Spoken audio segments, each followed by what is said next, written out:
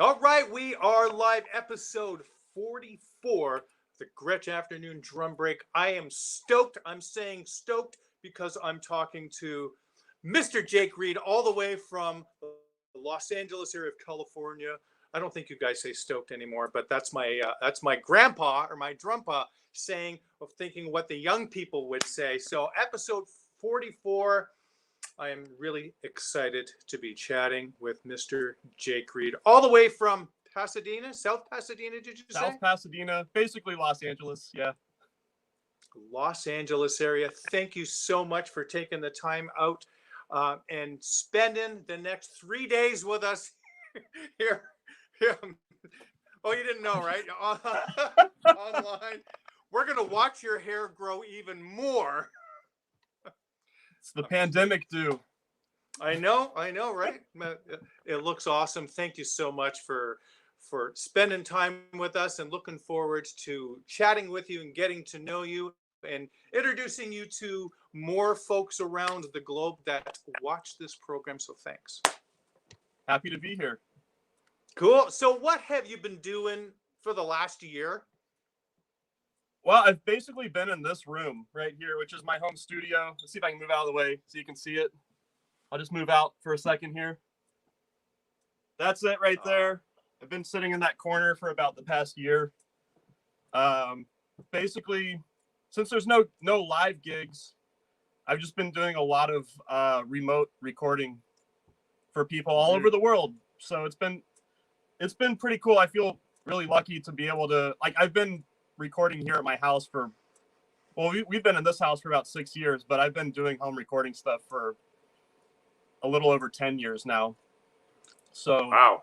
I feel really lucky that that's just something I've been doing for a while. So when we were all forced to stay home, so you had a jump start on being able to create, first of all, create music for your sanity and to let that creative, I guess your creative purpose out in music, as well as, make some money, because there's a lot of folks that kind of just relied on playing live, and without that, then I know a lot of musicians that have gotten day jobs and things like that, and absolutely nothing wrong with that.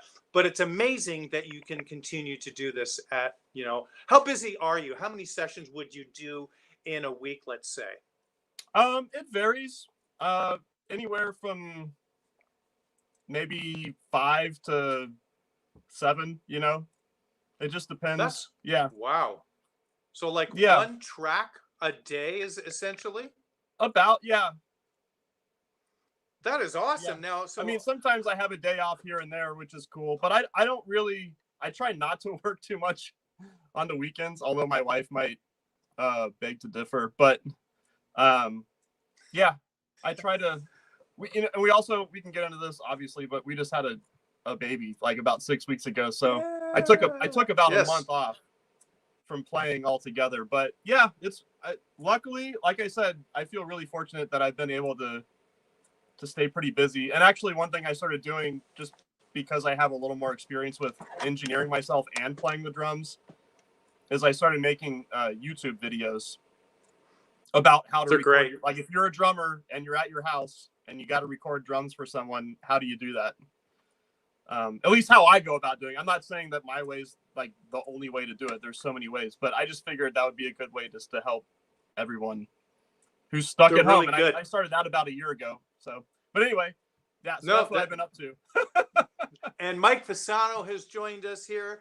Another Gretsch artist from California as well, from Burbank. He says he looks like he's been growing a pretty sweet stash. So lots of appreciation for the stash. I'm glad. I was gonna wear that shirt, man. I was gonna wear that. We would have been twins. Gotta represent. Yeah, well, this is close. Hey, this side. There we go.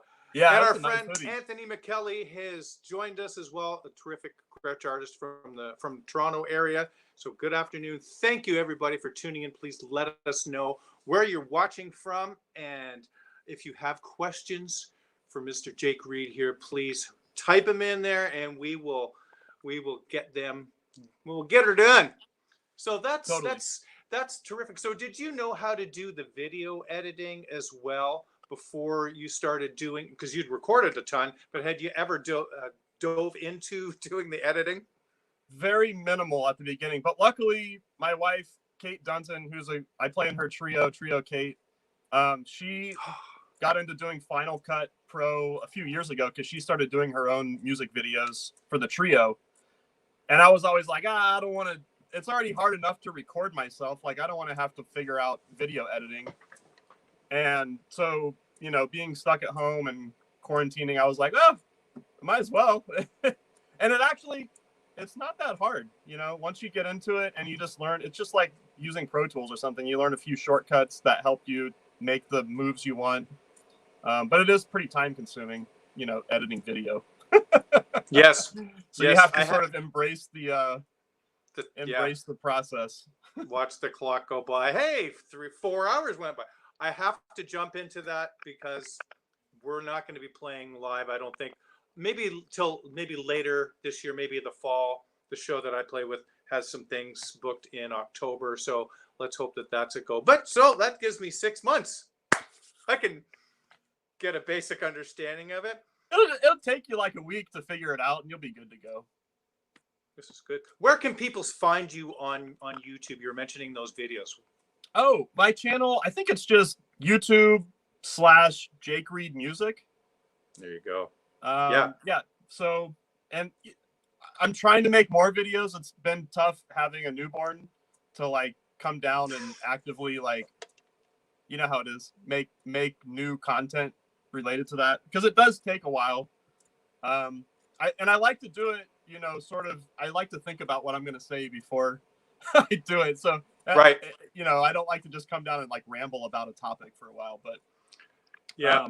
So on YouTube, Jake Reid Music, Instagram @Jake Reid Music. Those are like the main places that I post content. That's basically what we are now. We're content creators. Yes, we haven't seen used to be each musicians. other. Now we're content creators. Yeah, we don't see anybody. We don't play music live with anybody. We just post stuff on. You know, hey. For now, it'll be back. It'll be back. I'm excited. The vaccine's starting to roll out up here in Canada. It's accelerating a little bit more. The new one, the one-shot Johnson & Johnson, comes with a baby wash too, apparently, right? No, I'm kidding. And it's a one-shot. That's going to be released. Thank you. I'm here all month. Anyways, so let's talk about you. Where are you originally from? I grew up in Kansas City, Missouri.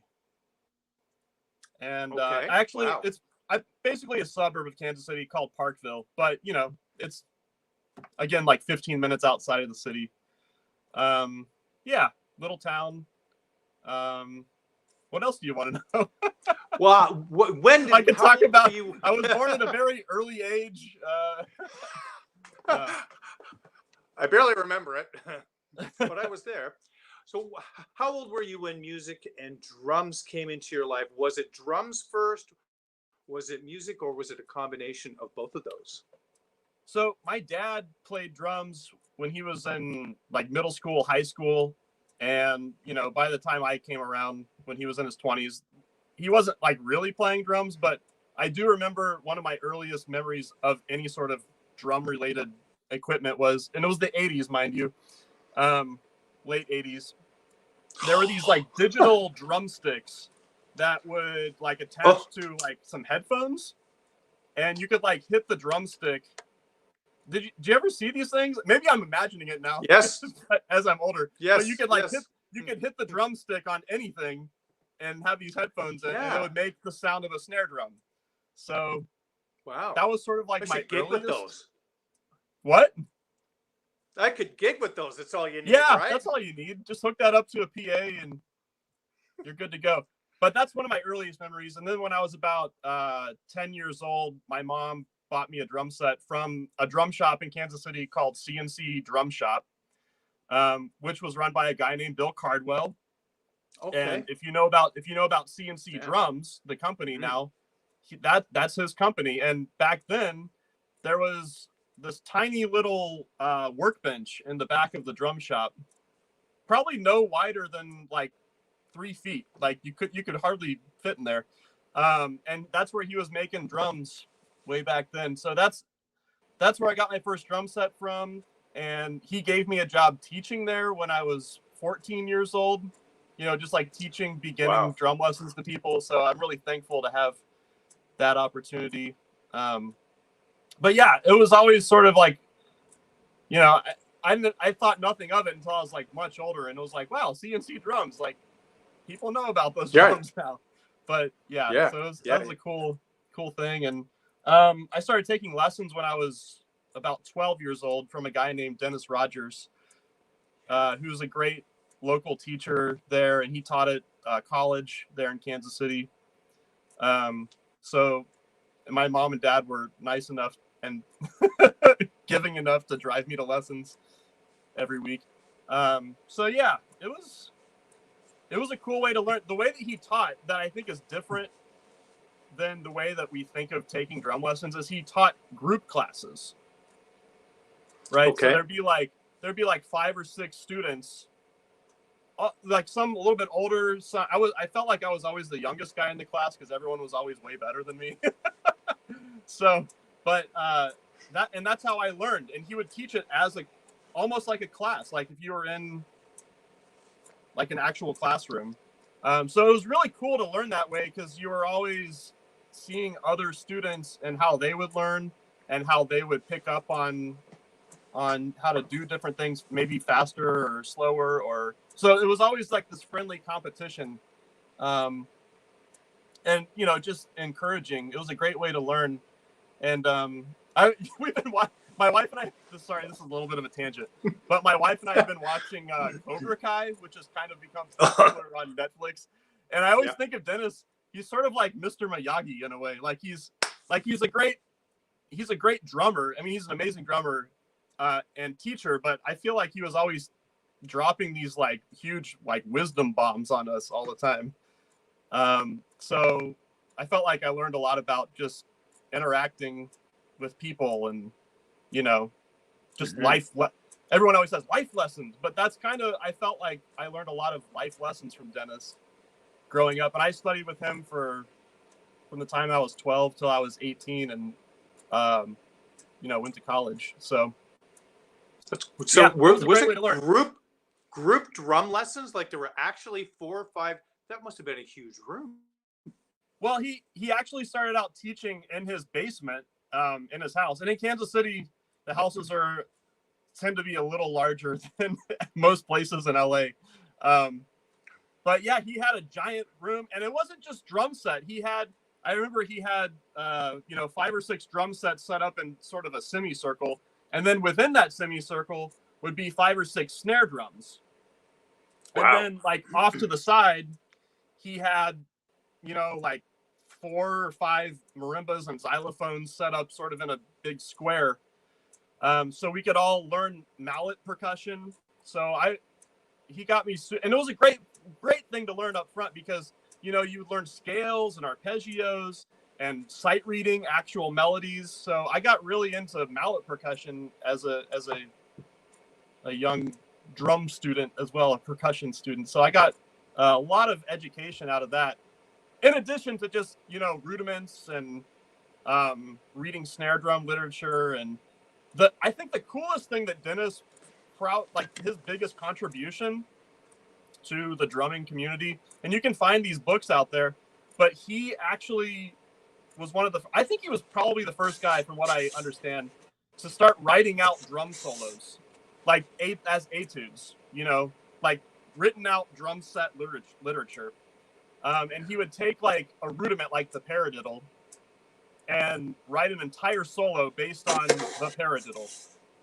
So you can imagine being like a 12-year-old and like, oh, what's a paradiddle? Oh, that's cool. Okay, I can do that on snare drum. How do I use that on a drum set? And then he would write this solo that made musical sense, but it was also like you're learning paradiddles and learning vocabulary, you know, which of course he borrowed from all the great jazz drummers. Like you think of how Max Roach played a paradiddle on the drum set, and he would kind of like work that into the solo in a way. That's brilliant. Yeah, I think he was like, I want to say like in the mid 70s, he was like one of the first guys who did that. So that was kind of my introduction to learning drum set, and I would play along with, you know, at that time when I was first learning, like Green Day was really popular and Nirvana. So I was kind of like learning these drum set solos, but also playing along with the radio. Like I would just put headphones on at home and just play along with whatever song came on the radio. And then when I was like 13 years old, my grandma gave me a CD that was Gene Krupa and Buddy Rich. Gene Krupa versus Buddy Rich. That, you know that album? Oh, I do. I've got it. Kind of a classic. Yeah. So, and as soon as she played that for me, I was like, whoa, like this is way different than how like Dave Grohl or Trey Cool play the drums. So to hear Buddy Rich and Gene Krupa, that was like a different thing opened up for me. And so from that moment on, it was sort of like I loved listening to rock music and pop music and all that was happening in the mid 90s, late 90s. But I also got really into listening to jazz, you know, like getting into like Art Blakey and Max Roach. And that was kind of my introduction to listening to jazz. So it was all kind of, I don't know, like growing up in the 90s, like really like playing drums and coming of age then, it was like a cool time because there was just so much great music happening. God, I feel like I'm in the set, like talking about 70 music or something. But it was just cool because there were so many different styles of music happening and I loved all of it. And that's something that sort of stuck with me over the years and probably why I ended up moving to LA, you know, just because there's a lot of opportunities here to play different styles and play in different ways, different settings. So that's why I do what I do, I guess, because I just love all that music.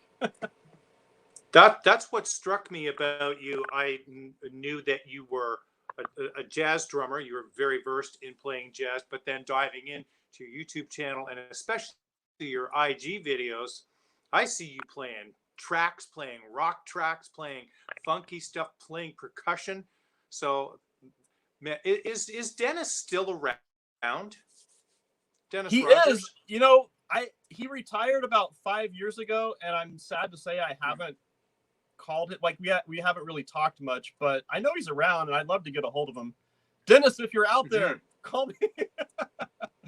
Call me. He might still be teaching private lessons too. I'm not really sure. They're in Kansas City, but yeah. So he's still around. What a wonderful education to have all of that to have. So was it always group lessons or did it become one-on-one? Well, it was always group lessons with Dennis, but as I got into high school, I would go and take lessons with other drummers in town. There's another great teacher in Kansas City named Doug Allwater, who's really great with like Brazilian and Afro-Cuban drumming. And as I started getting more into like playing in big bands and jazz combos, I was like, whoa, I need to like learn how to play a samba because this is really hard, you know, like that kind of thing as like a 16-year-old. So, so I took some lessons with him. There's another great drummer there for many years. He passed away a few years ago named Tommy Ruskin. Who like early he had played with Jay McShann and like a lot of the like older Kansas City jazz musician crew. So I was lucky to, you know, get to study with him a little bit. But mostly, it was Dennis. And then there, you know, also in high school, I took piano lessons, and that's probably, you know, like I learned a lot about playing the drums, and I learned a lot about, you know, accompanying people on the drums in those drum lessons. But I think I learned more about music as a whole from taking piano lessons. And I think part of that is because a lot of modern music that we check out now is most of it's based on keyboard harmony, you know, right? Like, especially with jazz stuff. So I took lessons with this guy named Joe Michelon in Kansas City. He's a great piano player and he plays saxophone. And he was teaching one of my buddies at the time. He was teaching him saxophone lessons, and I wanted to learn piano. So that's where I learned about Weather Report and Tower of Power, and like I had listened to like James Brown and, like funk bands before that, but he was the one that was like, no, check out this album. This is Clyde Stubblefield. These are the grooves. Like you have to know this stuff too. And so I was sort of like learning keyboard lessons and drum lessons from a different perspective, from like a musician's perspective, and not just from the drum perspective, which I think, I mean, to this day, that's really helped me a lot. Just having that keyboard knowledge. Not that I can like sit down and shred like Kate or something on the keyboard, or on piano. But just to be able to sit down and play some chords, or like see a chart and like be able to hear the harmony as it's going by, like as I'm, sight reading the chords. That's been super helpful over the years. So, but that's about, I know I'm kind of rambling, but those are like the main people I studied with early on, like up until I went to college. And and I was kind of doing some gigs. I, played in the high school jazz band and the high school concert band and the all district bands, the all state bands, like orchestras. But I also had a garage band sort of set up, like it was more like a basement band. We were just playing my parents' basement, which was probably really loud and obnoxious sounding, but it was fun. With my friend Matt Saladino, who actually lives out here now, and we just did a record. After all these years, we made another record together that I don't know when it's going to come out, but so look out for that too. That's going to come out soon. That's cool. But, yeah, so I've kind of just always enjoyed playing in many different musical settings, and I love the variety. So that's was that record is that with Matt? Is that more of a rock kind of record, or what is that music? It's more of a concept. It's more of a concept record. Okay. So basically, I'll tell you that this is the backstory. He bought a DX7, Yamaha DX7, because he's like into keyboards and synthesizers. He played guitar back then and saxophone, and then got into keyboards. And one day he sent me, like, he just wrote a song on his DX7 and sent it to me. And I was like, wow, this sounds just like something like, out of the 80s. Like, Love it. So I was like, can you write more of these? Like, how easy was it for you to write this song? And so he wrote 10 instrumental songs, and I just played drums on them. And then after I did that, I was like, wait a second. Can you write lyrics to all these? So I sort of just kept, because he's not really like, I mean, he's a great musician, but he's not really like a pro musician. He has an actual day job. Right. So so I kind of became the producer of the album, if you want to call it that. But I don't even call myself a producer, but I sort of started producing this album. And he wrote all the music, he wrote all the lyrics, and I got a few of my friends in town to play bass and guitar and a guest singer, and Kate played the keyboards, like some actual like shredding, like mini Moog solos and wow, synthesizer stuff. So we did this whole 80s project. It sounds like the 80s because we were born in the 80s and we love the 80s. And so we needed a name for it, and I was like, what if we just call it After School Special? Like kind of like the TV show, but paying homage to that. So, because it kind of just sounds like that moment in the show, when the DX7 comes in, and Anyway, I want to hear that's this the now. Project. It's all finished. We just finished mixing it. It's about to get mastered. It's going to come out hopefully spring, summer. Yeah. I'll buy that. I want to hear that. Man, that's my era. I was a teenager in the 80s, so that's awesome. Yeah. Yes. Oh, that's really amazing. Before we jump ahead to your college part of your story, were you aware of Gretsch Drums when you were young and up until, when did you first hear and see some Gretsch Drums? Honestly, I really wasn't. I wasn't really aware of like many drum brands early on. I mean, aside from like my parents had gotten me this like Ludwig Vistalite kit used, and they didn't know anything about drums, so that was just my Yeah. first drum set. That's just what they got me. But I didn't even stop to think like there were all these different brands that have all these different sounds and feelings, and you know, like when you play the drums associated with them. So I didn't really learn about Gretsch drums until I was in college. You know, like I saw videos of Tony Williams playing the big yellow kit when I was in high school, or like Elvin Jones and Art Blakey. And I loved all that, but I never really thought about it until I got to college. So that's a good segue to talk about the college stuff. Perfect. One of my main teachers in college, I went to school at the University of Cincinnati, the Conservatory of Music there. And one of my main teachers there was a guy named John Vonolin, who passed away a couple of years ago. And he played in Stan Kenton's band and Woody Herman's band. An amazing big band drummer and small group drummer, swing, you know, just an amazing musician too. But he was a Gretsch artist back in the day when he was, you know, and he had Gretsch drums his whole life. So that's where I really learned about Gretsch drums, was from him. You know, like to like actually think like, yeah, you got, and yeah, baby, you know, you got to get some Gretsch drums, man. You know, that's what it's all about. So, what was his kit? Do you remember? What's that? Do you remember what his drums were? What his Gretsch were? They were old round badge, were they? Well, he had a set of round badges, and he was telling me about them. You know, when he was in Kenton's band, like early 70s, like 71. Actually, maybe they weren't round. I don't know. I'm not actually sure when it switched over to the stop sign. Was that like right in? See, I'm totally not a gear guy like most. I'm sure someone could chime in and be like, "Oh, it's 669, I think. Yeah.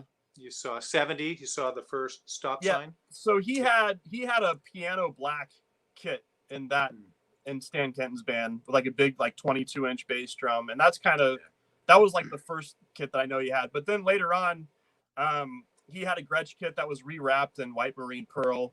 Bobby Sharp's a great friend and you know, a drum guru in Cincinnati, and I think that he had, it was some kit they found, I think, up in an attic somewhere, and they rewrapped it for him and everything and gifted it to him many years later. So that's really where I learned about it. And he played in this band. There's a band there called the Blue Wisp Big Band in Cincinnati at a club called the Blue Wisp. And he used that drum kit every week, every Wednesday night, playing with the big band. And that's really where like the Gretsch sound like seeped into me. Just hearing that all the time. So What were your studies like with him? He was very like non-technical.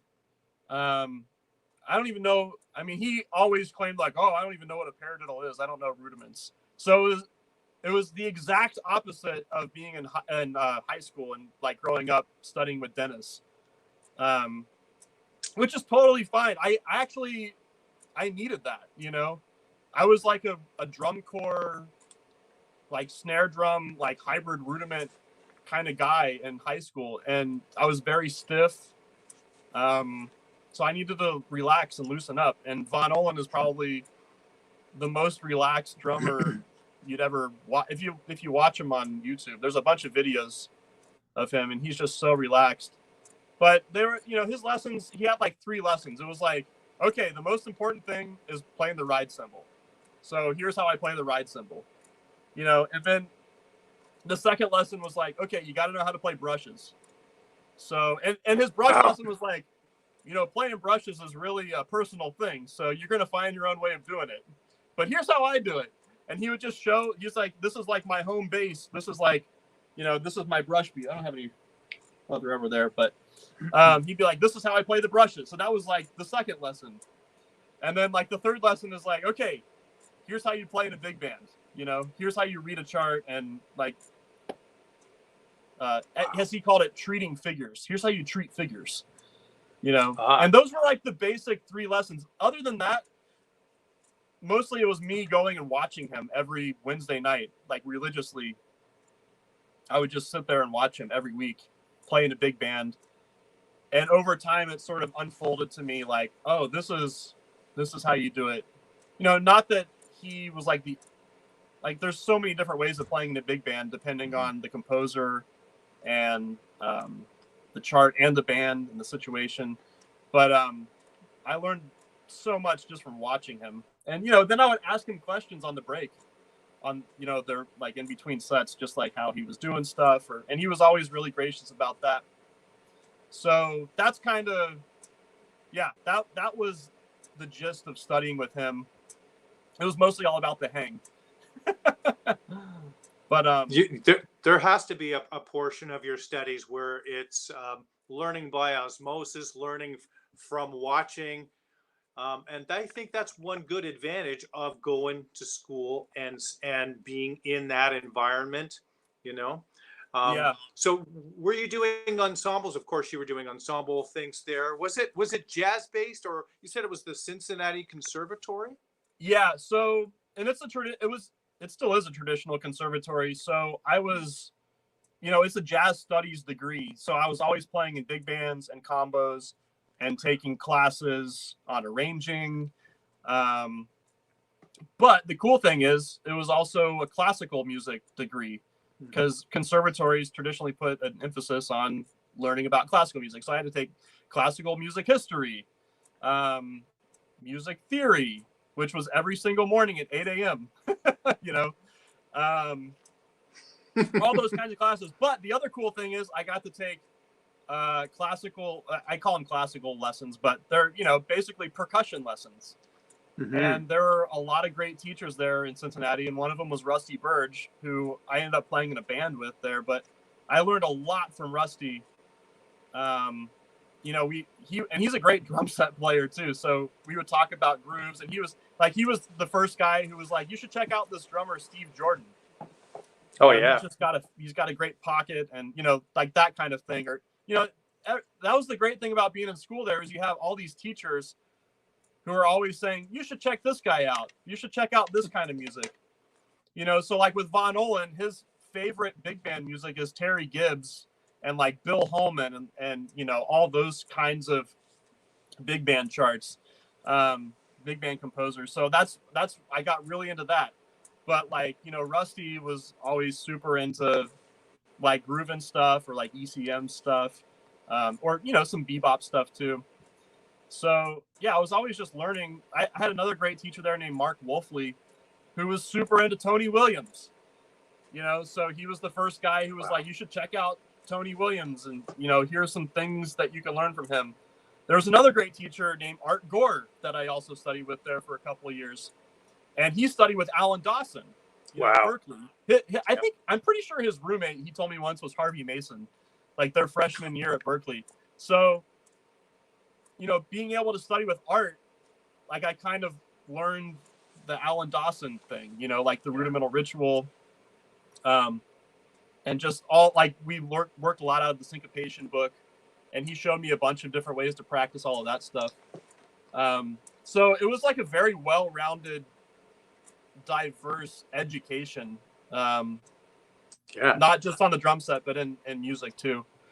So yeah, I feel really fortunate to have been there, you know, at that time. And then on top of all of that, just the playing opportunities in Cincinnati. Like I got to play in a lot of different bands, just do a lot of different gigs, like just doing wedding, like casuals, you know, just playing tunes with people.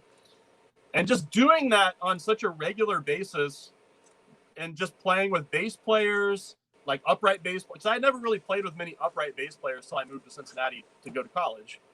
And just the feeling of doing that versus playing with an electric bass player, you know, it's a slightly different thing. And just, you know, playing bebop versus playing in a big band, it's all they're all different bags, you know? So yeah, it was plus practicing to go to college. Yeah. And of course, just like practicing my brains out. Right. When I spoke with Hannah Welton a few weeks back, she was telling me about her college experience, and with all of the Afro-Cuban ensembles and the jazz ensembles and all of the playing, plus the practicing and the rudimental stuff that she was doing. man, that's it's a tremendous amount of information and activity all crammed in, 3 or 4 years. That man, that sounds like it would be. If that's what you want to do, then you might as well do it. So that's And on phenomenal. top of that, of course, the other education was like going to jam sessions there, and folding and getting your butt kicked, and then like, okay, right, I need to practice that thing. So then you go back, and like if someone would call a tune that you didn't know, like actually right. I just heard, rest in peace Ralph Peterson, but he was talking about learning bebop heads, and right, that was something I used to do. Like I got really deep into just like only learning bebop heads, and like knowing how to play that on the drum, and like being able to sing all the melodies while I'm playing the drums, and just learning that sort of vocabulary, not just learning how to play drum vocabulary, but learning, how to speak the same musical vocabulary that all of my my peers were speaking and getting into. So that was probably almost more important than just practicing the drums and figuring out how to play a samba or whatever groove. Right. I agree. I studied with Jim Blackley for a couple of years back in the mid 2000s, and it was the same stuff. We never touched any. He never really talked about rudiments. He didn't. That's not where his approach was. His approach was rhythm and playing time and being able to know where you are in the music at all times, be able to sing the bebop heads, be able to play them all.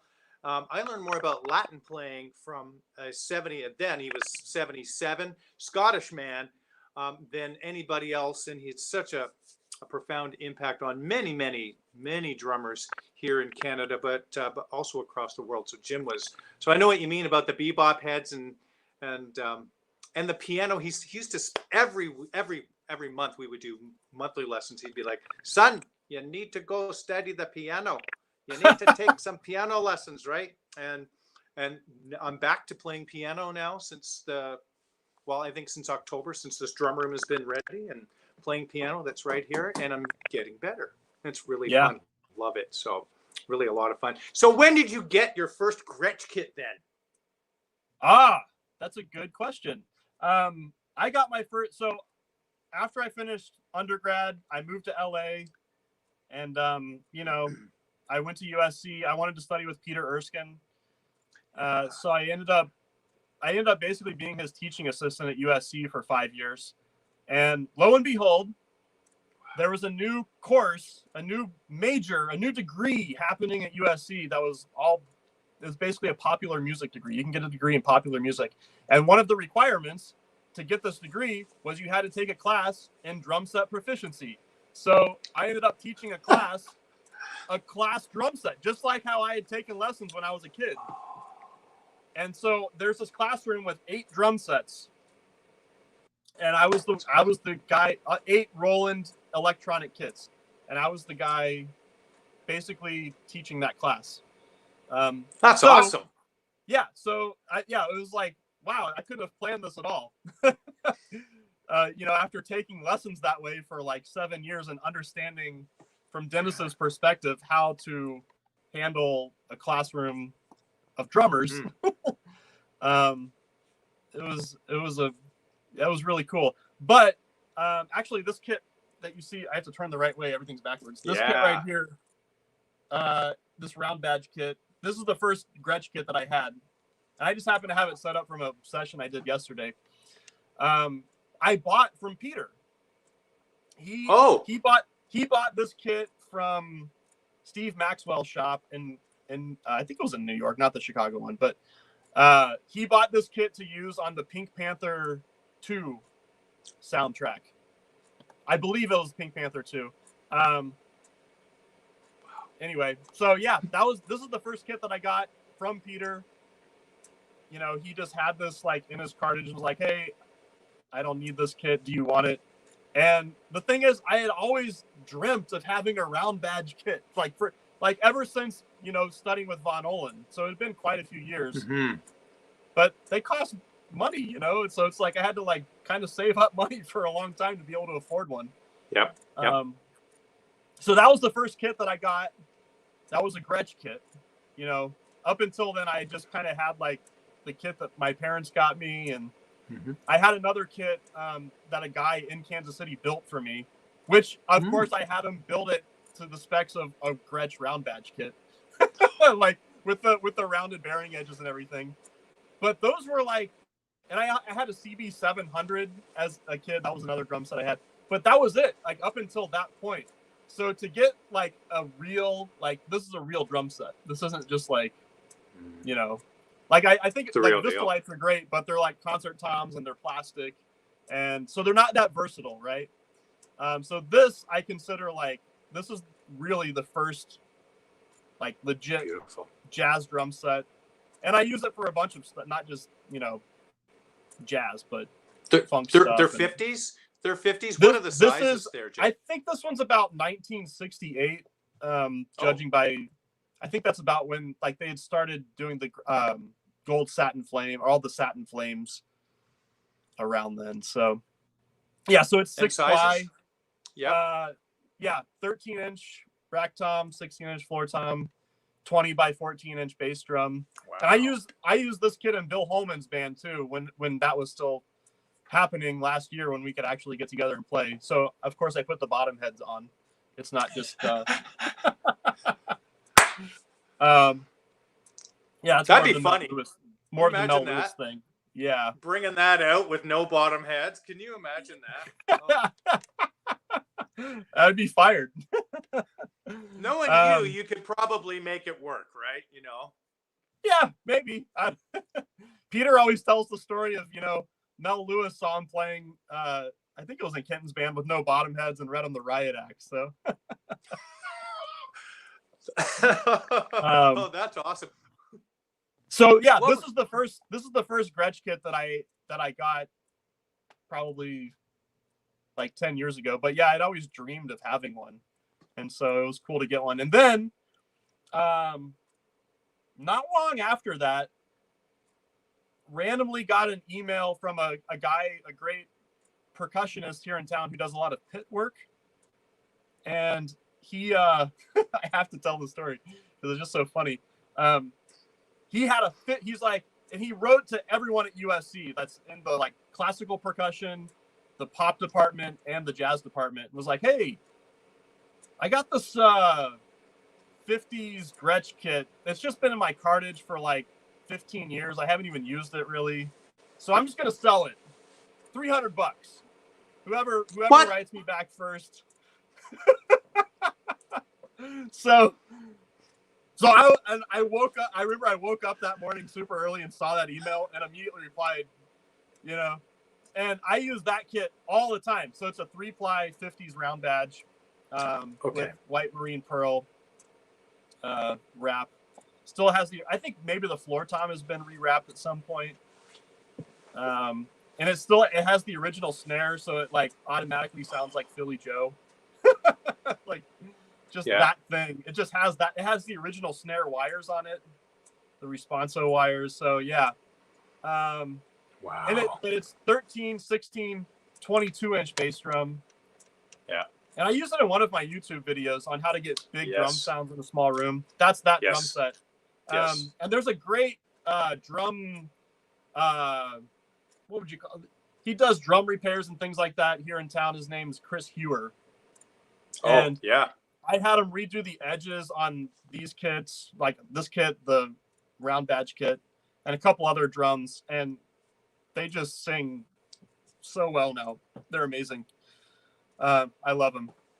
And so I use those on everything. But then eventually, because of the Bill Holman gig and, just doing more session work in town, Peter also helped out in introducing me to the good folks at Gretsch before they were bought by DW. This was back in 2012. So I ordered my first USA custom kit, which I still use all the time. It's if you just go to my Instagram, you'll see it all over the place. But I have a little 18-inch, like basically I got like the bebop kit that I always wanted, but in a modern USA custom. So 18-inch bass drum, 12-inch tom, 14-inch tom, and a 16-inch tom, so I could do like the Bill Stewart thing if I wanted. Not that I can play like Bill Stewart, but I just wanted to have 3 toms. And then I also got a big 22-inch bass drum as well, and that's probably the beefiest 22-inch bass drum I have. Really? It's so meaty. I love it. And those drums are from 2012. It's right before Gretsch started making the round badges again. Okay, so it's still sort of they still have the stop sign badges, but I love them. Great drums. And then a few years after that, I got a Brooklyn kit, which is what that bass drum. It's a 20-inch Brooklyn bass drum. It's just a little more punchy and modern sounding than the 20-inch bass drum that came with the 60s kit. So that's why I have it set up, because I was doing like a sort of like a Tame Impala sounding, like Phoenix, like modern alt rock track yesterday. And that kick drum just sounds amazing. I took the front head off. Don't hate me, everybody, but I took the front head off and put some packing blankets in there, and it's okay. It sounds killer. It sounds amazing. But yeah, so a few years after I got the USA Custom, I got one of the Brooklyn kits soon after they came out, just to have something different. Like, I love the die-cast hoops on the USA Customs and everything, but I just wanted a different sound, you know, and the Brooklyns are a little more open, and they're modern sounding, they're punchy.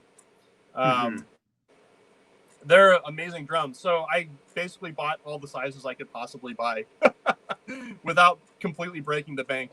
So I got, you know, like 10, 12, 13, 14, 16, 18-inch toms, all in. It's a wrap that Gretsch doesn't make anymore. I think it's called like Black Oyster or something like that. Yeah. I always get the name wrong, but it looks really cool because it's sort of like, it looks like it could almost be piano black, but then when the light hits it, it kind of like has this cool oyster wrap look to it. But yeah. And I got a 24-inch bass drum with that, and I got this 20 here. And then a couple years later, I started doing this gig with this this EDM artist named Mako. He's a really amazing producer who actually, sorry, I'm going off on a tangent again, but this is good. He was a French horn major at Juilliard. That was like where he went to school, and then he ended up going to USC, which we didn't really know each other at USC. We randomly met through another mutual friend. But so he really knows about harmony and voicings and plays horns on his own albums. But I started playing with him in addition to like all the horn stuff he does. He just does like, you know, like synth stuff, like dance music, like modern dance music. And wow. he had a couple of hits a few years ago. And so, yeah, I ended up working with him and touring a little bit.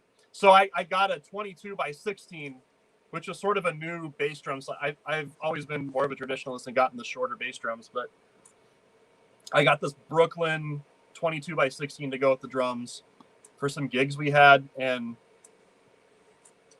it's almost as beefy as the USA Custom. It's a little different. I love it though. That's an amazing drum. So those are like the two like newer kits Gretsch kits that I have. But then just recently I called up Andrew Shreve, who you interviewed a couple weeks ago. Yeah. And love Andrew. Yeah. He's such a cool guy. Like, how many artist reps do you know who can actually play the drums and like really good like him? I know. Many. Yeah, right? Yeah. But so I felt bad about having the bottom heads off these drums. You know, it's like people are like giving me flack about it. So I was like, you know what? I'm gonna order a monster kit. Like the modern version. Like, just get a USA Custom, all concert toms. Wow. So it hasn't come yet. I ordered it back in January. So you can see how. Yeah. What are the man? You've got a lot of cool things coming up. That album, and then this monster kit. What color? What are the sizes of this kit?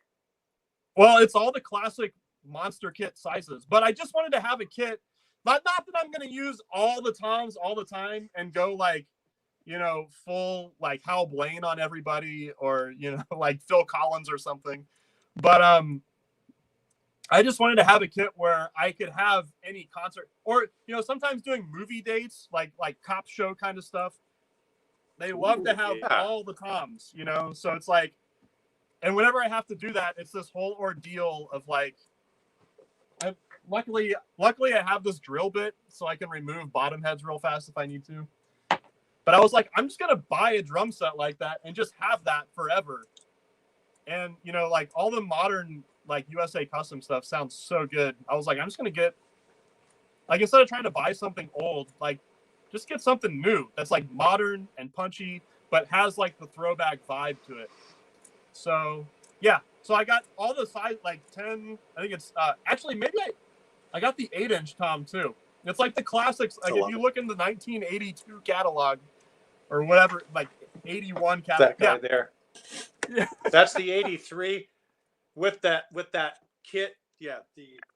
The Zenith Kit. That was the Zenith Kit. And then on the front of the catalog, you had the fire behind the drum set. And then here you could see the rear view of that kit. Oh, that's phenomenal. Wow. So you ordered. So you've got an 8, 10. What 12, are the sizes again? 8, 10, 12, 13, 14, 15, 16, 18. And a 22-inch bass drum. So then I'll have like a dedicated bass drum for that kit. Oh, cool. And I also ordered a bronze snare drum, the Gretsch bronze deep, 6.5. I have one up here.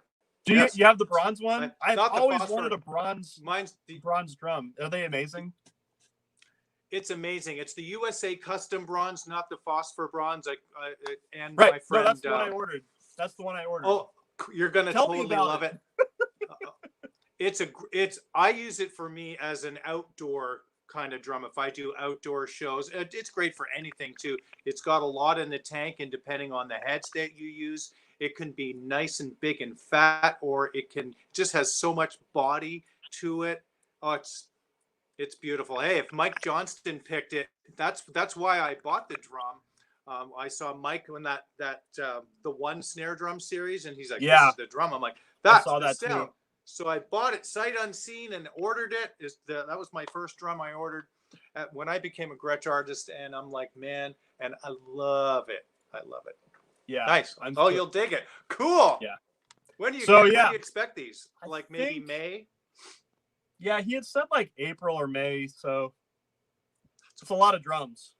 It's a lot of drums. That's like David Northrup. A lot of drums. Yeah, I had to have a talk with Kate to make sure it's okay. She got the baby.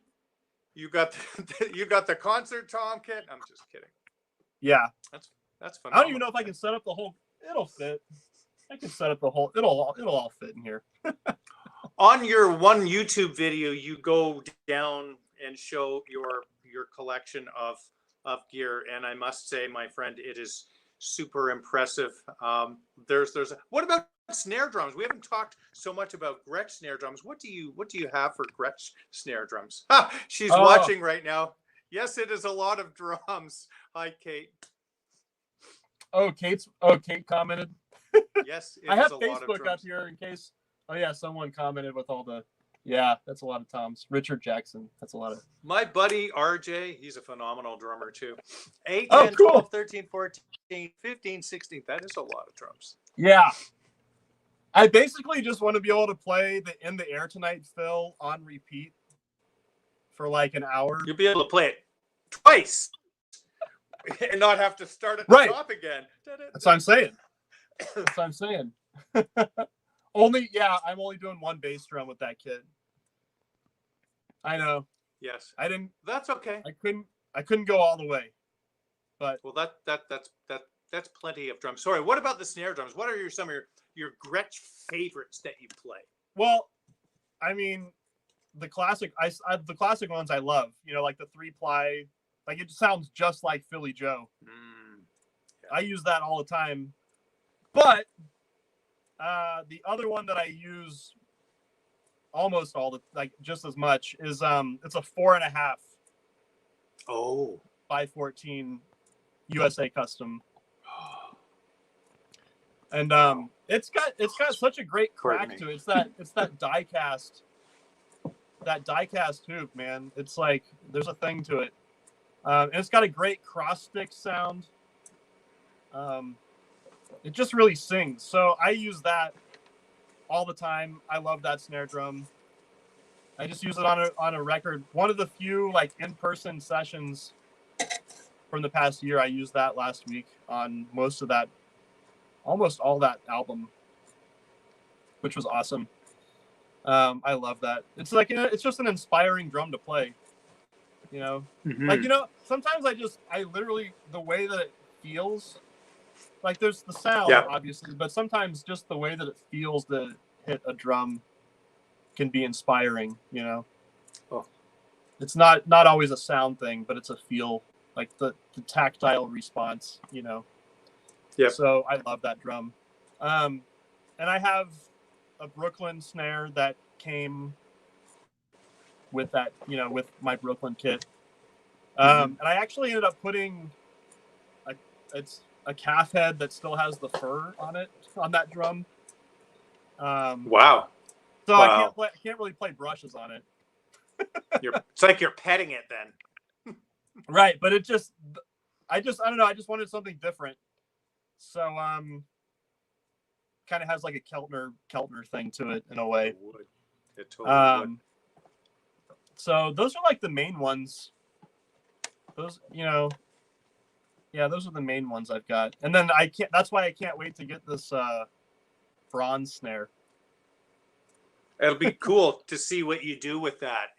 And I took the 42 strands off thinking, oh man, it was too snary. And I put them back on pronto because it was so amazing with that drum. It was the right amount of snare, but my ears weren't used to hearing that close to that drum. You'll really love the drum. It's awesome. It's out of the box. I have some videos where I recorded it out of the box and then I horsed with the tuning, and it was really good. Like literally out of the box. So you'll dig it too. Wow. That's awesome. Oh, I'm excited. What drum head combinations? Talk just a little bit about some tuning. I have some drum friends that are always like, ask your guests about tuning. It's the thing that a lot of drummers struggle with, right? Trying to get sounds, and you get some terrific sounds and a really nice variety of sounds. What are your drum head choices and combinations and tuning methods? Yeah, good question. So on my bebop kit, bottom heads I use coated ambassadors. Top head I use fiberskin diplomats. Wow.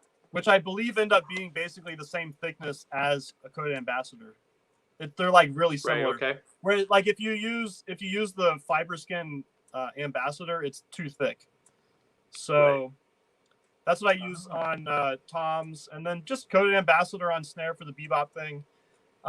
Usually, I can't say that this is like 100% of the time, but most of the time I end up tuning the bottom head about a minor third higher than the top head. And that's just a nice open sound, you know, and that's pretty much across the board. That's what I end up doing.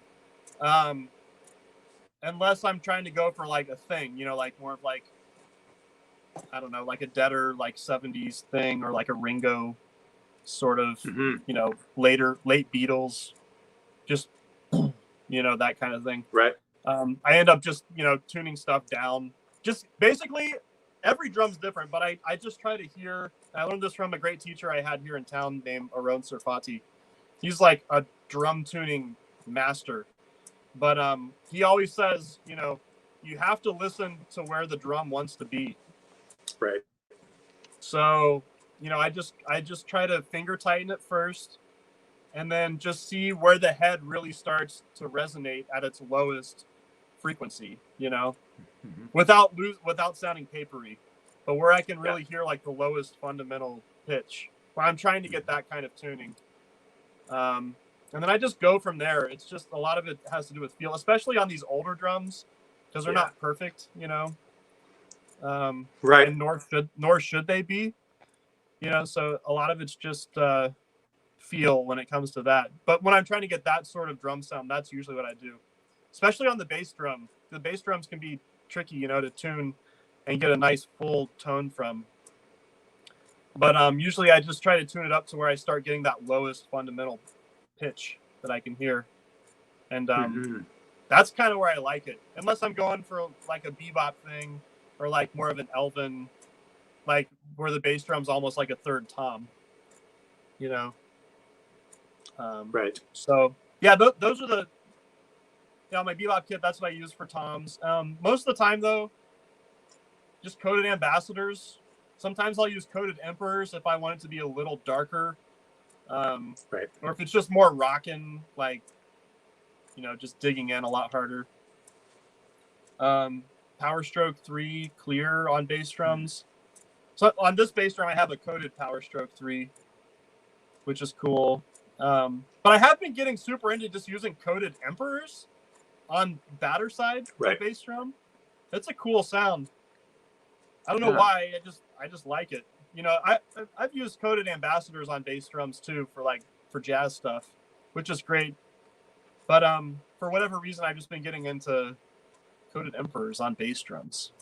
It's been cool. Yeah, I haven't done that in a long time. That's a good idea. I should try that with my little 20, and I've got an old 22 here, a 66, 13, 16, 22. That would be really cool. Yeah. On that. Or sometimes I'll put a totally. Yeah, but sometimes I'll put a smooth white head, you know, Remo smooth white on the front of a bass drum. Yeah. That's a nice sound. Or just a coated ambassador. Or no head at all. Yes. As I see, that is phenomenal.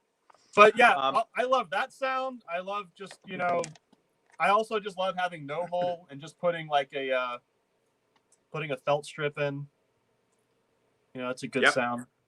So it's a great sound. There's so many different sounds I like to use, and it all just depends on what the song needs or what the gig needs, you know. Interesting. So, yeah. What advice would you give a drummer who wants to get into recording, has never done any recording, is brand new? What would you tell that drummer? And this would have been a good question for me to ask you a year ago. What should I get? And budget is going to be, you know, is going to come into play there. What would you advise? Yeah, and people ask me this all the time. Yeah, on my YouTube channel, they send me emails. Hey, man, what do I do? And my best advice, maybe someone else has different advice, you know, other drummers who do recording, but my best advice is to always consider your signal chain first. Now, what do I mean by that? Well, the first thing is the way you play the drums, right? Because ultimately you're capturing your sound. Yes. So you got to practice, work on your own tone production, work on getting a good sound out of the drums. So that also has to do with the drums you're playing. Like, what sound are you trying to get out of the drums? What do you hear in your head? What's the sound you would like to make? Right? That's like Erskine always used to tell me, or he tells all his students, play the sound, play what you want to hear next. You know, play the sound that you would like to hear.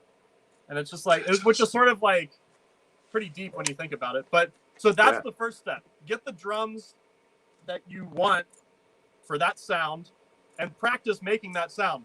And then the second thing I would say are the microphones, right? The second step in the signal chain of recording a drum set are the microphones.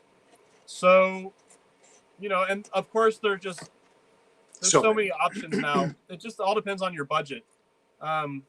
It looks like you have some small diaphragm condensers there on your Yes, overheads. I do. They're just the Apex ones, inexpensive ones. Yeah, but they sound so good. I bet they do. Yeah, considering the price, right? Yeah. So I always say, and that's the other thing is you don't have to have a million microphones. I have a million microphones set up because I get producers who like to use different combinations of microphones, and you know, like most of the time I end up muting the hi-hat mic because it gets into everything anyway. Right. But I know certain producers who are like, hey, did you record the hi-hat? And I'm like, oh yeah, I did, even though I didn't use it. But it's like that. It took only one time of me recording without using a hi-hat mic, you know. And they're like, hey, did you record a hi-hat? And I'm like, no. And they're like,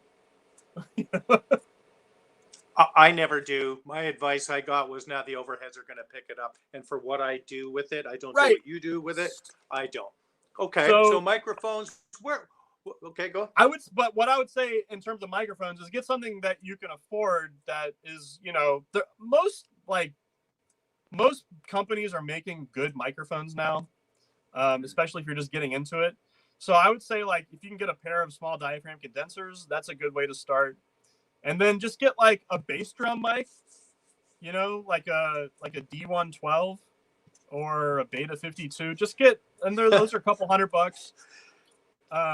Get an SM57. Just start really simple. You don't need that many microphones. But the other thing that's going to teach anyone who's getting into recording is, once you hear it back, is you're going to learn about mic placement, right? Yeah. So you're going to learn, like, what's the best place to put these overhead mics? What's the best place to put this kick drum mic? So start simple with the signal chain. Just start. And for years I only used 4 microphones because that's all I could afford and that's all I had. Wow. But you really learn about mic placement. But more importantly, as a drummer, you learn how to balance yourself when you play the drums, right? You learn, like, okay, if I'm playing a rock beat, I don't need to be hitting the crap out of the ride cymbal, like, as loud as possible, or like hitting the hi-hats too loud, because everyone does. Right.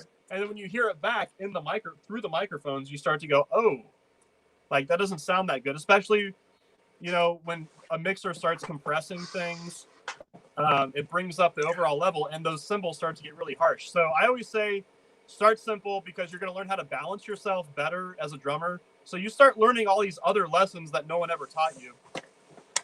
About just playing for the microphones, basically, which is kind of the way things are now. It didn't used to be that way. It used to be the microphones are supposed to capture the drummer's sound, but with modern recording and modern production, you have to know now also how to play to a microphone in a certain way.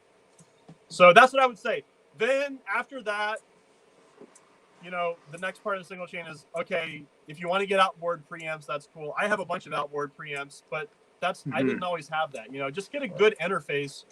UAD, like Universal Audio, is making good interfaces now. Who are the other companies? Focusrite's making really good interfaces. Apogee is making really good interfaces. So you can find stuff that will work for your budget. You can get like four channels. You can get 8 channels. Of mic inputs. I have 16 just because I have to record so many mics at one time. But I started out, I had a Digi 002, that like someone at USC basically sold me, that was used, and it sounded like okay. It was passable, but it was only 4 mic inputs, and that's what I used for a long time. So yeah, signal chain. That's what I tell people all the time. Think of your signal chain. Get good drums, learn how to play them, get a good sound, then get some decent microphones, get a good interface. Then you can start thinking about plugins and outboard gear and all that other stuff. Because after that, it just becomes a rabbit hole. Indeed. Yep. Yeah. So that's what I have to say about it. And software, what do you recommend? I started with Reaper and really like using Reaper. It's nice and simple for me. And it does exactly what I need to do. I think you do Pro Tools, don't you? I have Pro Tools. I tried learning Logic at one point. Right. But it wasn't as logical to me as Pro Tools. And I think it's because I took a class on how to use Pro Tools at USC. And so that's why I just use it all the time. I know people who use GarageBand still and make records with it. Yeah.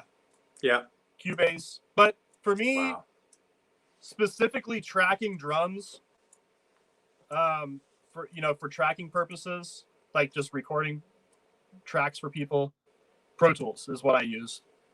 And maybe it's just because that's what I've always used, but I don't know, something about the way that it works is just a little bit more intuitive to me and makes more sense than using Logic. So interesting. Yeah. Do you have your room treated? I don't see any treatment on your walls or anything. Yeah, you had mentioned this the other day. I do. So actually, this wall right here is all fabric. Oh, wow. Okay. And behind that is insulation. And my room's only about, I think it's about 12 by 18. And the ceilings are pretty short. I mean, I can reach up and touch the ceiling. So it's only like a 7-foot ceiling or something.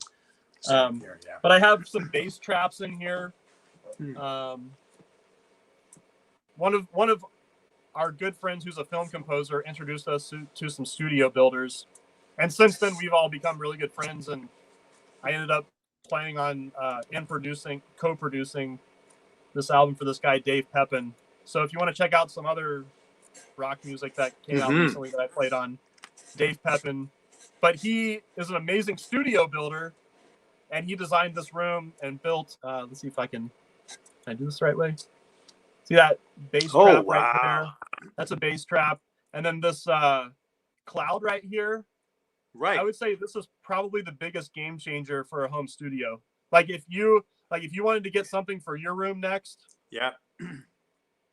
What is that? Let's talk about what that and where can you find that? Let's hear about. Well, you can find them all. I mean, a lot of places online now, a lot of studio builders and acousticians are building baffles like this, or bass traps or panels. And this has really helped my room. I mean, and just recording the drums over there, it just focuses the sound a lot better. It reduces the reflections off the ceiling. Yeah. So it just makes things sound better. Are those custom made that they built for you? Yeah, they are. Yeah, and they're hanging, are they? They're hanging from the ceiling? That one's hanging. That one sort of hangs on that bass trap sort of hangs on the wall. That's really cool. Yeah, and then the corner there, let's see, right? Everything's backwards for me. So I know, right? Corner, I'm sorry. That corner right there is a diagonal. So it's really good in rooms like, back there in your corner, if you wanted to put up some sort of bass trap, just because low frequencies in small rooms tend to build up in those corners. Which I love low end. I love having a lot of low end, with drums. But when it starts getting muddy and unclear, mixers don't like that. So you got to try. I will be doing.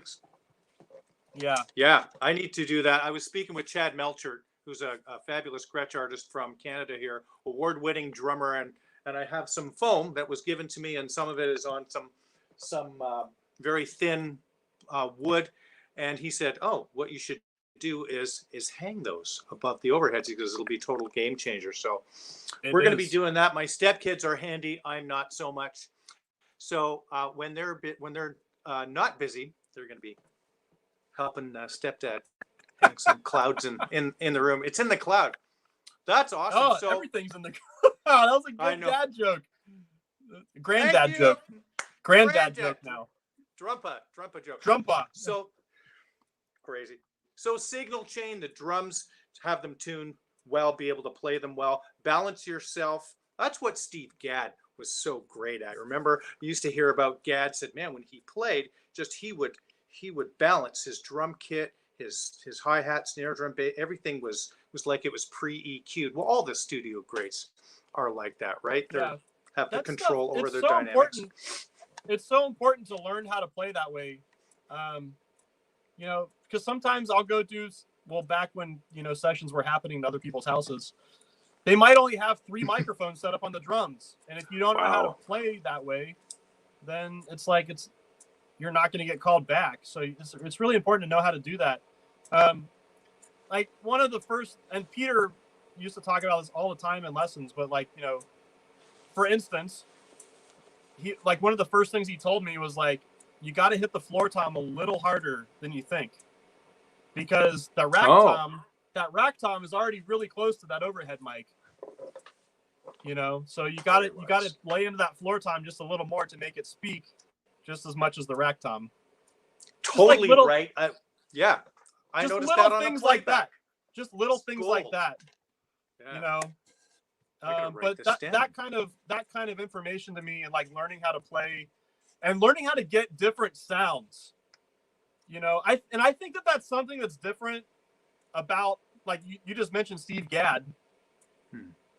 I think about that whole generation of drummers who I adore and have studied like crazy. But if you think about the era in which they were doing the bulk of their work, they didn't really have time to like be changing their sound too much because they were doing so many sessions. Yeah. You know, like 3 or 4 sessions a day. I mean, you hear about this all the time, you know, like with Jeff Porcaro, for instance, who used Gretsch drums all the time in the studio. Yes. Of course. You know, those guys didn't have that much time to like really mess with their sound. So on all the recordings you hear them on, they pretty much have a uniform sound, no matter what song or artist they're playing for. I mean, to a certain extent. But I think that that's something that's different now, especially just with the technology we have and the diversity of styles, you know, just the variety of styles we have to be able to play. You have to know how to get different sounds. You have to know how to get a sound that's like sort of the 80s thing, right? Maybe you got to put pinstripes on your drums, you know? Maybe you have to put cloth on the drums, like more of the what are tea-towel those thing. Yeah, what are those that you have on those toms to give that dead sound? What are those? Oh, those are called. It's a guy. What's his name? Mason. I can't remember his name, but the name of the company is Drum Tortillas. Mason Self, I think his name is. Is that the right guy? Maybe someone else will chime in, but yeah, and they're like just the right amount of weight, and they fit on the drum perfectly. And so they sound great for that sort of thing. Sometimes I'll just clip them on the edge. So it's like in one of my videos I discussed this, but it's sort of like a hybrid 70s modern, it's like vintage modern sound, right? So it's like kind of muffled, but it still sounds big and beefy. So it's not like full on like Russ Kunkel or something like on, you know, all those recordings. But yeah, that's the other thing I tell everyone now is you have to know how to get different sounds, you know? Right. And you have to know like when to not muffle the drums that much. Maybe you need the drums, like the more layers of guitars that a producer puts on a track, the smaller your drums are going to start to sound if you muffle them too much. You know, all that tone starts to go away. So you have to know, like, up front, if it's like a big rockin' track, maybe don't, I know it sounds weird, but maybe don't muffle the drums as much as you think you would need to, right? So very smart. Beyond knowing how to get different sounds, it's how do your drums translate in a track? You know, how does it sound coming through the speakers? Because when you listen to a song, it's all coming through these. I'm looking at my speakers right now. All the sound that you hear in a song comes through 2 speakers. It's not like a live gig where it's just surrounding you, unless you have surround sound. But so you have to know where your drums fit in, front to back. I was thinking about mixing is like front to back. How far back are the drums going to sound in the mix? Or I guess that would be this way for you. How far back or close are the drums going to sound? How are your drums panned or not panned? Like is the snare drum right in the middle? Is the kick drum right in the middle? You got to figure that kind of stuff out. And then frequencies, right? Top to bottom. Like, where does your kick drum sit in relation to the bass? You know, things like that. Where does the snare drum sit in relation to the singer, you know? Like that kind of stuff. Or does your, we talk about this all the time, does your snare drum fit with the song? You know, that kind of thing. Right. That's another thing that Steve Jordan talks about all the time. I love Steve Jordan, but he's always talking about, you know, like what are the 3 most important parts of a song is like the snare sound, the vocal sound, and like that other like special ear candy that makes the song a hit or whatever, you know. Something like that. Maybe I totally got it wrong, but it's something like of that nature. He would know. You know, he's played on a few records, and we have a comment here, or a question here from Drummond Ralph. the Glyn Johns technique to capture the floor tom. Do you ever use that, or do you know what that is? I'm not sure I know what that is. Yeah. So there's one producer. She's really amazing that I work for, who pretty much always requests the Glyn Johns setup, which is basically that 3 mic technique that we talked about. And there's a great video of Glyn Johns himself talking about it on YouTube. You can find it. But basically, the idea is you have 1 mic right above the drums, 1 mic off to the side over by the floor tom, and then 1 mic in front of the drums. Right? And that's Glyn Johns. I believe he recorded like a bunch of, I want to say he was like the engineer on Dark Side of the Moon or something. Maybe I'm completely making that up too. But he recorded a lot of bands from that era. My throat's getting dry. But yeah, so yeah, I use the Glyn Johns technique sometimes, and depending on the sound that the producer wants. And yeah, it works really well, especially for picking up more floor tom. It's a really natural sound. So again, a lot of times with the Glyn Johns thing, you can't over muffle your drums, you know, right? Because the mics they're overhead mics, basically. They're ambient mics. They're not right up close on the drums. This is phenomenal, man. It totally is a huge rabbit hole that you could go down, and I've chosen to go down it somewhat, but also during this time I've really concentrated on playing, and I will record probably 2 or 3 or 4 tracks a week just so that I'm listening back and working on some things and listening back and going, yeah, that was terrible. Let's do another take. Or, man, it's sounding good. So, and now I've got a little library of songs, you know, trying to get different sounds. So it's been really educational and fun. And your videos and man, this advice here is just terrific.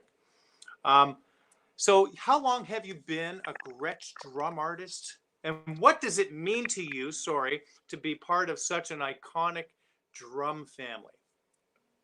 Exactly that. I just feel like, I mean, it's an honor to be part of this sort of lineage, this legacy of all these artists. I mean, my favorite drummer, the ones that have influenced me the most over the years, you know, all the bebop drummers, Tony, Elvin, Philly Joe, Mel Lewis, Max Roach, all those. I love all those drummers. And even the rock, you know, Phil Collins. I love all of that stuff. Or, you know, think of Jeff Porcaro using Gretsch drums in the studio all the time. It's an honor every day. Like, as we say, you got to earn your badge. And that's right. For me, it's like the sound, you know, when I think of a drum sound. So, and I've been a Gretsch artist now since 2012. Okay. So, wow, almost 10 years. This is that's phenomenal. Yeah. Do you have what lies ahead for 2021? Do you have anything planned? Any live playing down the road? Do you see anything or any other projects you have coming up? There's a few things that are sort of in discussions, like live playing wise, but most of it's studio stuff until further notice. We're doing a live trio Kate, like online concert, streaming concert, I think next week. Luckily, you know, Kate and I are married and we live together, so that's easy for quarantine. Cooper, our bass player, he lives about 10 minutes down the street. I think we're going to set him up in the garage. Cool. So we're all still going to be socially distanced, but we're going to be playing live. Other than that, I mean, this album, there's some new music that's going to be coming out. Kate also has recorded some new songs of her own that are getting mixed right now, so I can't wait for everyone to hear those. And you have a solo record that just came out. I released my first album back in June. Wow. And so that's been out for a while now. And if you listen to that album, it's like perfect case in point there. Just there's a bunch of different sounds and different ways that I like and enjoy playing. So I made a whole album of it. Sometimes people think like, oh, if I were to do an album, it has to all be this like one sound. It all has to sound like an album. Which, I mean, the other thing is most people don't even listen to whole albums now. So you're right. my thinking was like, I'm just going to make sort of a combination, you know, just a whole mix of songs and styles I just love to play. So that was my goal. And yeah. So if you listen to it, you'll hear all that. And that's called Read Between the Lines, a play on words of your last name. Where can people find that album? All over the place, all on the internet. If you go to my website, I have vinyl for sale if you're a vinyl person. Wow. I got good old-fashioned CDs in case you want one of those. Woo. But it's on Spotify and iTunes. I made some music videos for it too on my YouTube page. Yeah. But besides that, I don't know. I'm just going to try to keep getting better and playing more music in 2020. There's some stuff that I guess I'm not really allowed to talk about yet that's coming out. So, just some So, but I will be making announcements about it as it all comes out when I'm allowed to. Oh, that's phenomenal. Yeah. So some TV and film stuff and, you know. Terrific. Yeah, and just recording for different artists and having fun doing that. Kate commented it's actually March the 12th, California Jazz Foundation. There you go. I'm glad she's still watching. Yes. She's interested. Yes, yes. Lulled the baby to sleep. Right, exactly. So, I think that's about it. I did want to ask you. Yeah. I did want to ask you a little bit. We haven't touched on the Peter Erskine experience. I know that. Can we talk a little bit about you? Was it at USC with Peter? Did you study with him? You were a TA. Was that? What was? Let's talk about that a little bit. Yeah. If you have time. Yeah, of course. I met Peter in about, I think it was 2005 or 2006 at this thing called the Henry Mancini Institute, which was like a summer program at UCLA. Where you had to audition to get into it, and they took 2 drummers per year. And luckily, I got selected that year. And and the main reason I wanted to even do it was because Peter was one of the teachers at this summer program. So I met a lot of peers that I still know and work with, and I'm friends with to this day. But the big thing was I met Peter, and I had been listening to him, you know, for years and years before that. So it was kind of a dream come true. And then a couple of years later, I wanted to do my master's at USC, and I ended up doing a doctorate there too. So, you know, it was good that I had already kind of known him a little bit, but I ended up, the way that it actually turned out was there was this percussionist in Cincinnati named Bill Platt, and he was the principal percussionist for the Cincinnati Symphony Orchestra for the CSO for many, many years, for like 40 years, I think. And Peter called him up and was like, hey, there's this guy, Jake Reid. I think I remember him from the Mancini Institute a couple of years ago, but how is he as a teacher? You know, because they were starting this new program at USC. So, I think that, you know, and Bill basically vouched for me and was like, yeah, he's a great teacher. Because I was teaching there in Cincinnati at a place called Mijas Music with, you know, I think Bobby Sharp. Yeah, there he is. Bobby Sharp had made a comment, but he was there. So a lot of it was via Bobby Sharp too. So thank you, Bobby. But Bill Platt basically said, like, yeah, this guy's a great teacher. He would be great for the program. And I had to audition and everything to also just prove that. But that's kind of how it all came together. And yeah, I studied with him for 5 years because I did a master's degree for 2 years. And then I could have stopped, but I was like, you know, like that was kind of right after the Great Recession. I was like, yeah, I think maybe I'm just going to stay in school. And if I can just keep studying with Peter, that would be awesome. Because he has so much. I mean, to this day, if you like follow him on Facebook, you learn something new every day. Oh, like it's walking crazy. Musical encyclopedia. So yeah. And I got to go. I mean, like with most of his students, I got to go to a lot of recording sessions with him and kind of shadow him and see how things are done in the real world. and then take lessons with him for a couple of years at his home studio, and then on campus. And I just learned so much from him. I mean, I learned a lot early on from Dennis and Vonolin and Art Gore and Mark Wolfley and all those teachers in Cincinnati. But I think the thing that really changed me for good, I mean, in a good way, of course, was studying with Peter. I mean, he changed the way that I conceptualize drums. Right. I mean, when you think about Peter was always sort of like my, I aspired to be like him because he's pretty versatile himself. So, like, when I was younger, I was like, oh, there's this drummer, Peter Erskine. I mean, he played in, like, Weather Report and Stan Kenton and, Maynard Ferguson. And he played with Steely Dan and Joni Mitchell. Like all these very... and he plays on movies. Like, I was like, that's what I want to do. So, he's a great mentor to me. Even to this day, I love him. And, so I'm really thankful that I got to study with him and learn so much from him over the course of those 5 years. But there were other, like Aron Surfati was another teacher who studied with Peter there. And I learned a lot from him about Brazilian music, Afro-Cuban music. So yeah, I learned a ton from Peter, but I also have to mention that, another, at one point he was a Gretsch artist, is Jeff Hamilton, who, right.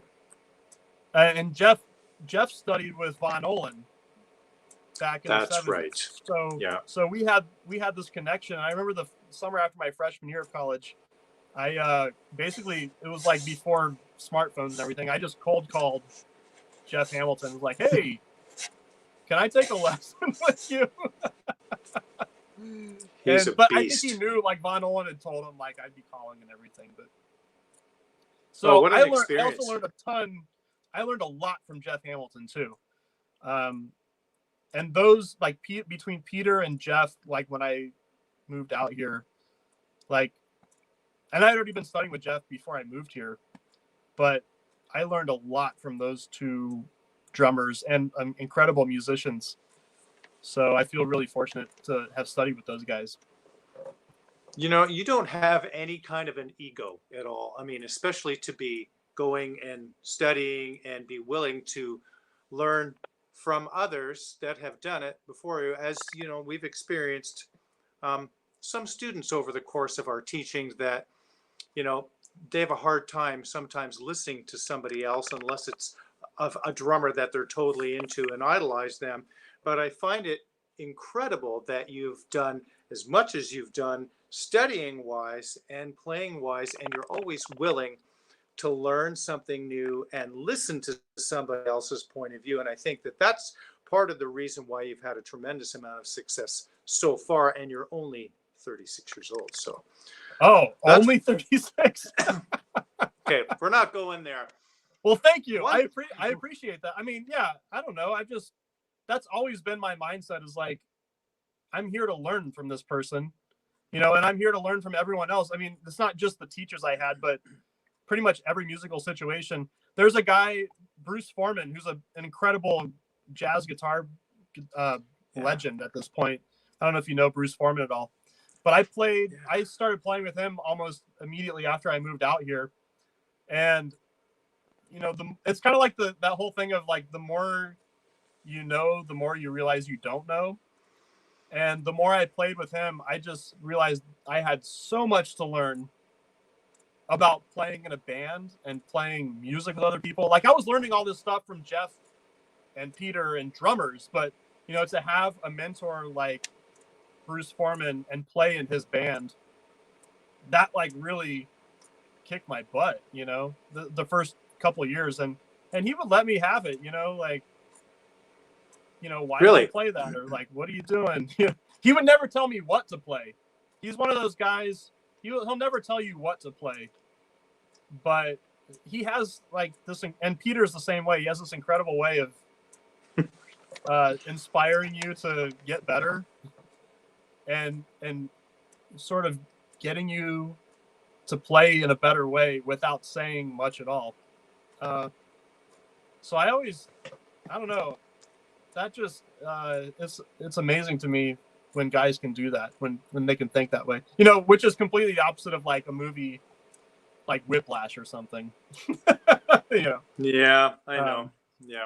Not that I want to get into that, but part of it, in addition to, you know, you talking about the ego thing, is I've just always tried to learn from anyone I'm playing with, you know, and I always just feel like I'm glad that I'm still the young guy in a lot of musical situations, you know, even though that's starting to change a little bit.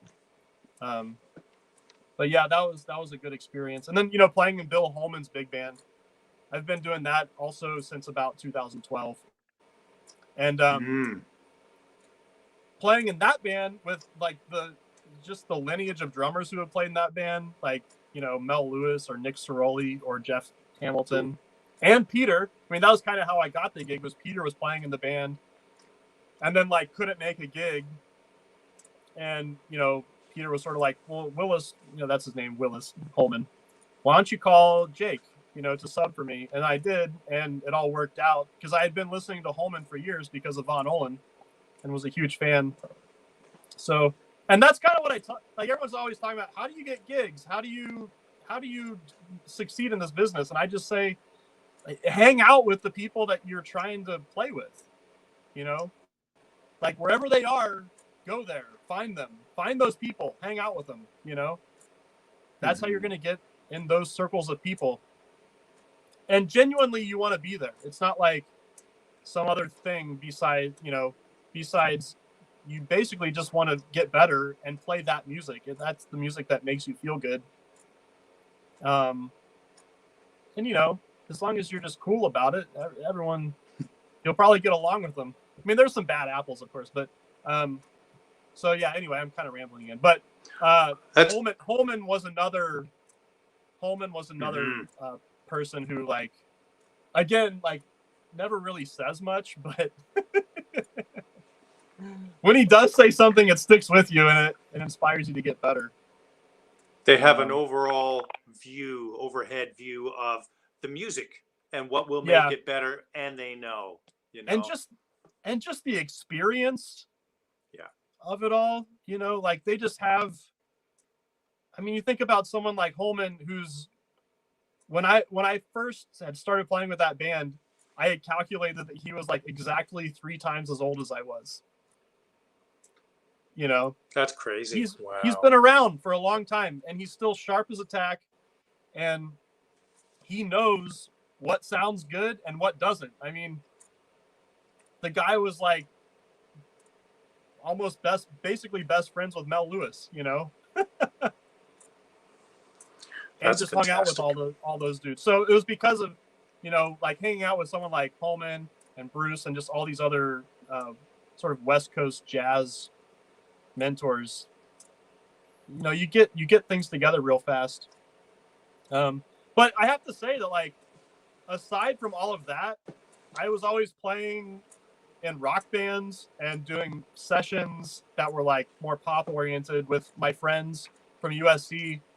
I mean, it's hard to look at the music industry as like a bubble or something. You know, it's like, I'm not just a jazz guy. I love playing jazz, and I love that group of mentors that I have.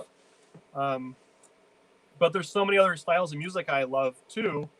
And for me, I realized that in order for me to succeed so far, I needed to be able to play different styles, you know, and understand how to do that.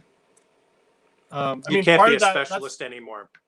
Yeah. And part of that, like, understanding all those years of like playing in orchestras and like concert bands, and even in college, getting to sit in and play drum set with the orchestra there, and at USC, I finally got to play with the LA Phil like last summer.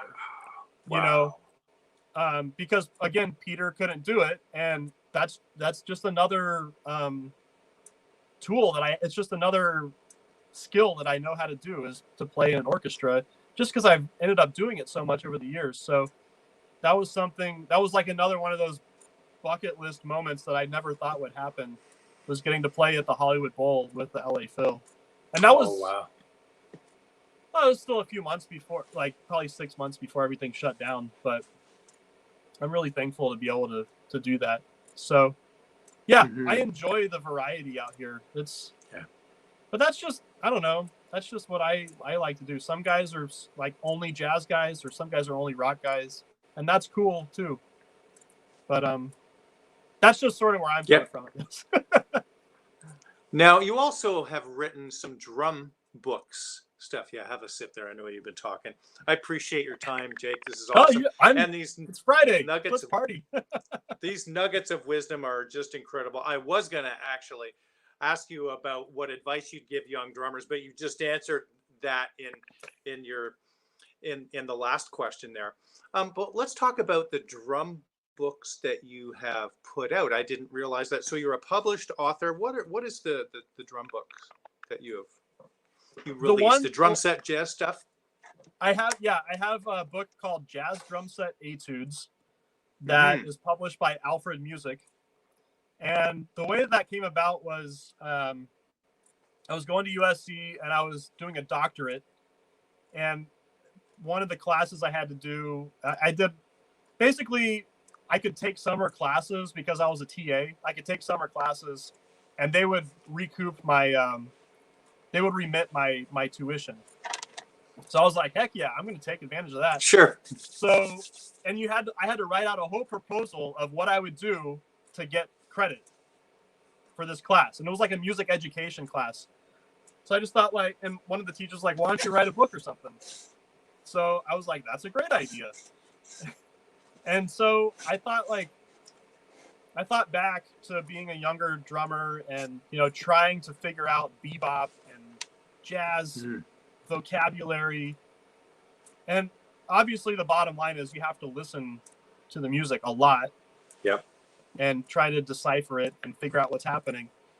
But I thought maybe there's a way to bridge the gap of playing bebop and, by ear and learning it out of a book. Because most jazz drum set books, historically, and I've worked out of all those books. I love all those books. But the main thing with all those books is they rely on sticking patterns, or they're all independence based, right? Right. Yeah. Or it's play this foot ostinato while you're reading this other rhythm out of a book. So, and all that stuff's amazing and it helps you become a better drummer. But I found a hole in the literature, which is, it's not teaching about dynamics or just rhythmic phrasing of just classic bebop vocabulary. Right. And it's kind of a combination of what I learned from Peter and Jeff and just listening to records, which is, on a drum set, if you are able to use dynamics and, I'll also the contour of the pitches of the drums, low to high, high to low on the drums. But dynamics can also imply melodic contour. Right, for instance, if I do a crescendo, stuff like that or whatever, it starts to, as you crescendo, it starts to sound like you're going up in pitch or you're going down in pitch, right? Right. So in effect, you can sort of figure out how to play bebop melodies on a snare drum, right? And so it was learning all that from those guys, but also at the same time, I was playing in this band called Cowbop with Bruce Foreman. And the whole rule of that band, this is where it all came together for me for this book, was the whole rule in that band is I couldn't use toms. Bruce was like, you can play in this band. You have to use this giant bass drum that I have, but no toms. So I had to start coming up with vocabulary. How can I play what I normally play, vocabulary wise, but with no toms? And I only had a bass drum and a snare drum, right?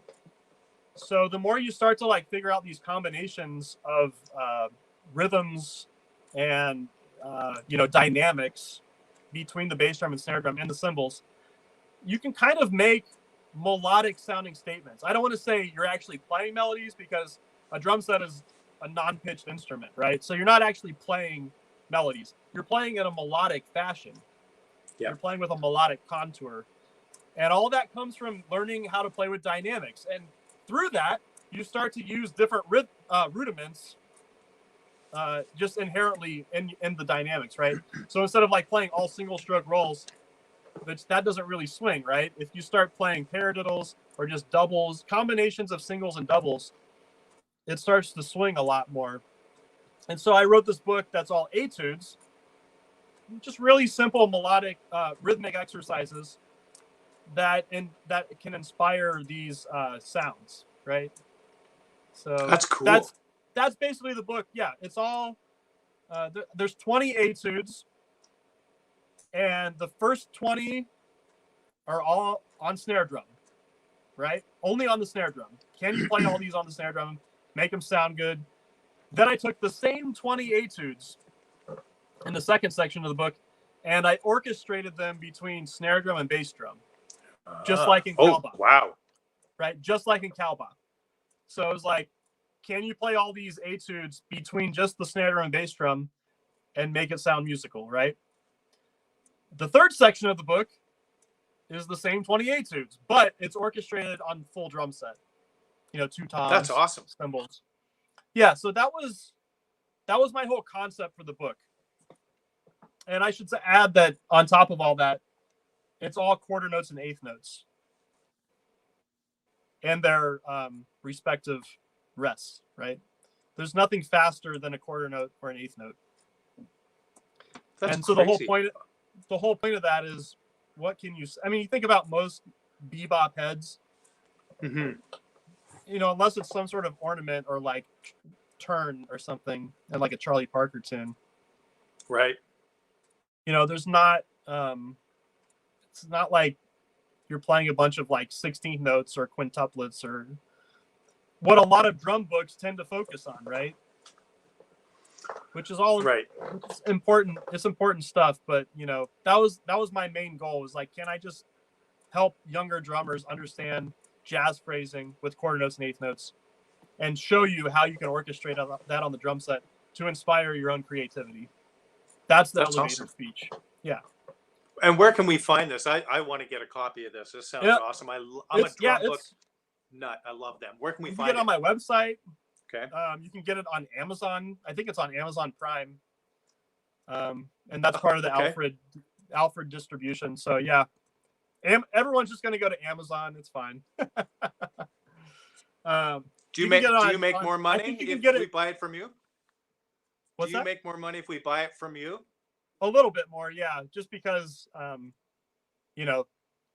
basically buy them from Alfred and then I can resell them. But yeah, so technically I get a little bit more. But honestly, do whatever you need. I think the other thing is if you buy it on Alfred's website, you can download it digitally, which everyone tends to prefer now. I like real books. Yeah. So really same. do. I'm old school. I like to be able to write notes in them. And I do. Yes, I still do. I have the Jim Riley book, The Survival Guide, and I have it on my iPad, and I love the book. I wish I had a physical copy of it because it's just, I want to write notes or I want to, I just like having them. Yeah. Man, full circle, but Jim Riley is a good friend of Dennis Rogers. And get out. Yeah, and years ago, I remember Dennis talking about, this drummer from Rascal Flatts, Jim Riley, who's a good friend of mine, and so it's pretty cool. Did he study with Dennis? I'm not sure if they, I'm unclear on that. I don't know if he studied with them. Maybe he did at some point, because Dennis, I mean, he had a long career teaching. Yeah. So maybe he did, if someone knows Jim Riley. But I'll have to ask Jim. I'll message him. Yeah, but ask him about Dennis Rogers. That's crazy. Yeah.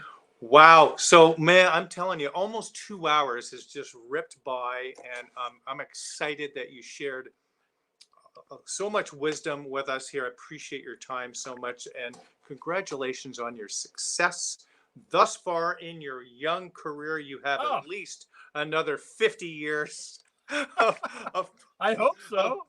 Of playing. Well, yeah, no doubt. And thanks. And I was writing some notes here talking about the signal chain and the drums and the mics and interface and some of these names. And Man, I think this is every guest just gives their own point of view and talks about their own journey, and that's what I love about this so much. And I gained so much wisdom myself, and I hope the folks that were digging it have also learned something new and are inspired. But I tell you, thank you so much. I guess that's the big picture, right? It's like, yeah, all of us have our own way of doing it, and we're part of a drum community.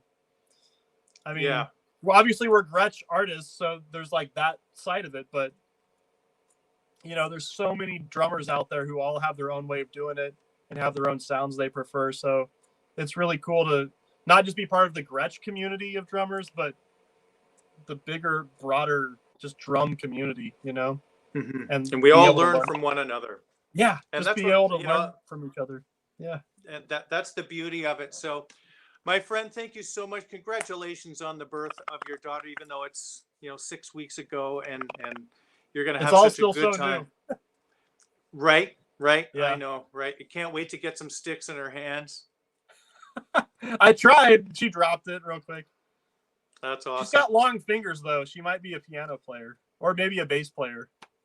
Yeah. Maybe a bass player. Yeah. Thank you so much, Jake. I appreciate your time. You take care. And thank you, all Neil. the best to you. Thank you so much for having me on. This was really fun.